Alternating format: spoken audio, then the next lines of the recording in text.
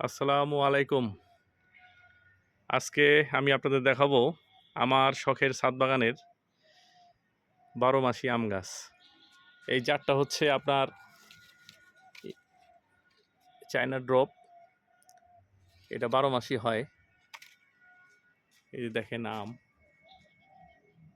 ধরছে, অনেক বোল আসছিল আমার। আমি ওইসব বোলগুলো এবার কেটে দিছি, গ্রাফটিং করে দিছি গাছটাকে, যাতে পরবর্তীতে ভালো ফলন পাই।